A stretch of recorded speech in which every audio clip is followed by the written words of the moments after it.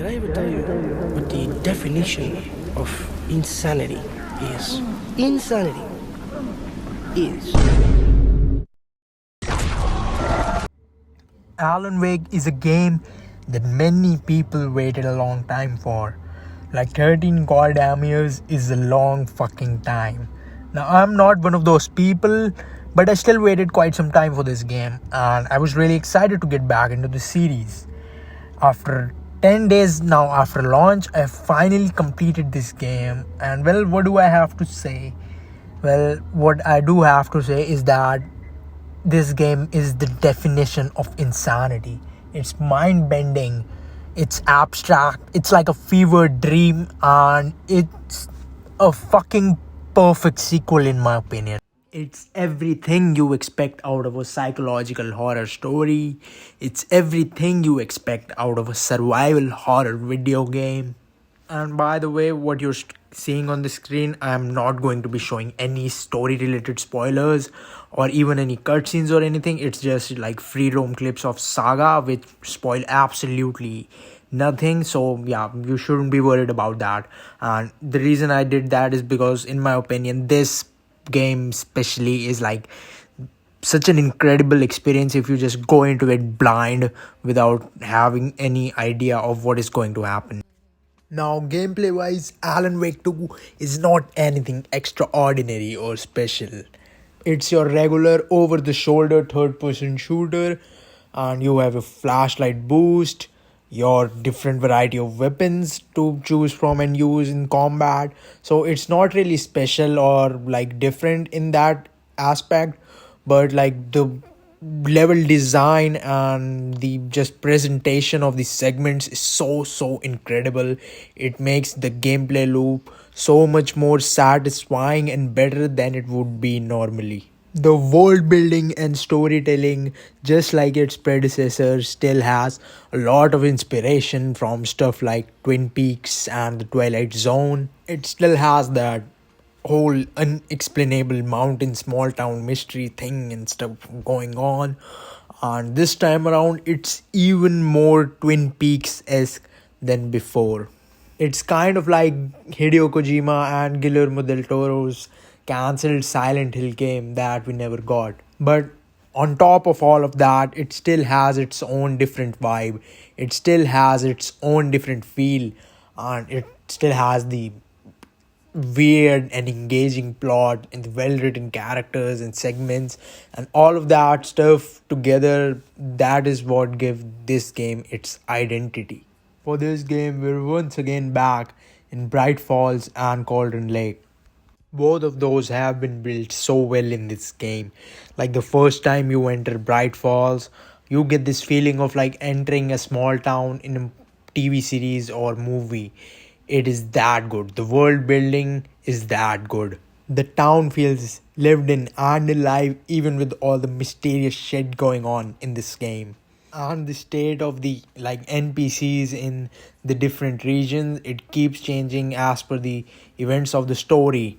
And okay, yeah, I know that is not a big thing in video games today. Like most of the video games have stuff like that, but in a game like this where the setting is such a big part of the story and just the game in general, that makes the experience so much more immersive. The new location Watery is my personal favorite in this game.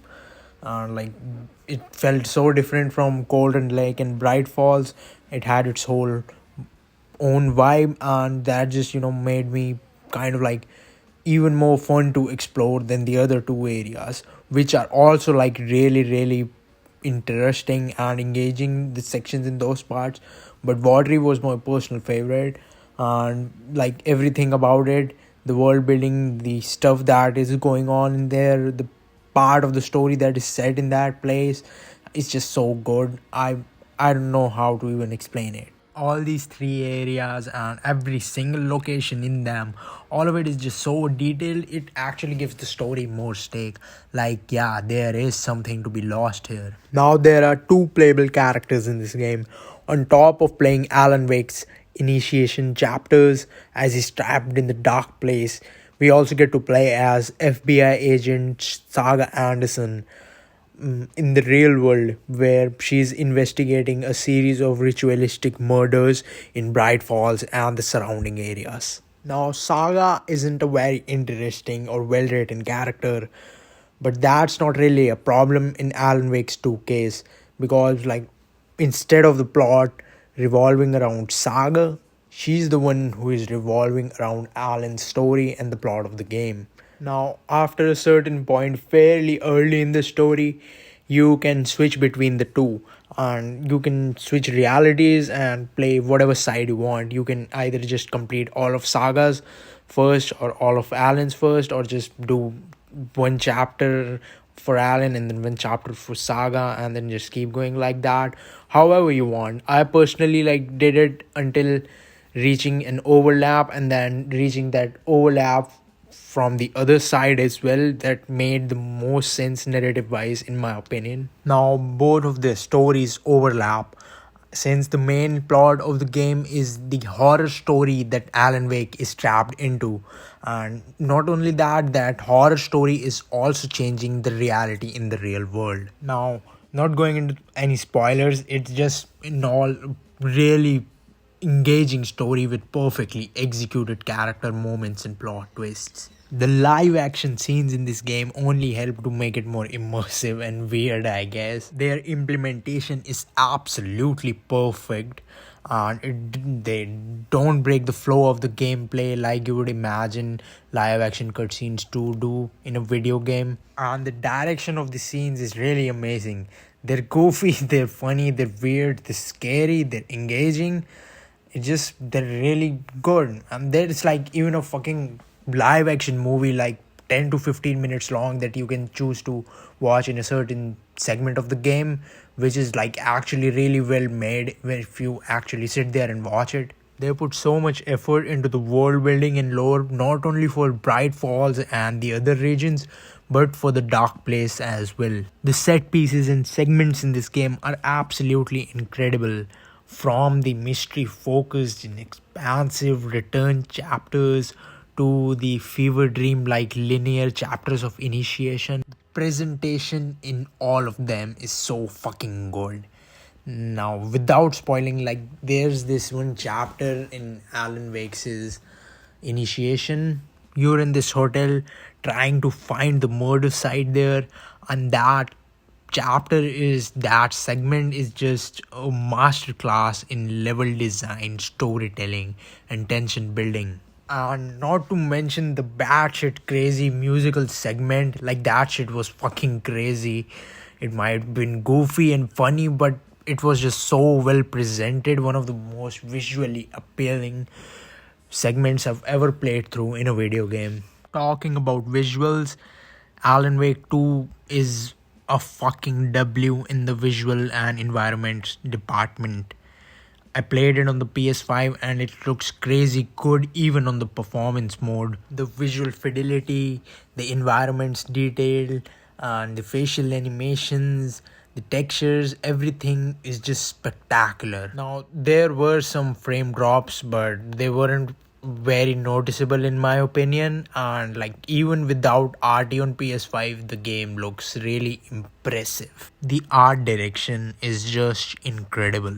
The way this game just creates different environments and vibes with its surrounding is just so well done. It's amazing. Like, there's time when you'll feel the warmth and calm of a small lively mountain town, and then there's time where you feel scared and tense in the dark woods. Now, talking about it being scary, I don't think it is really scary, to be honest. Like, there were a few jump scares at the beginning that got me, but after some time I had got used to them, and then they just had zero effect on me, and I knew they were coming, and whenever they did, it wasn't really anything.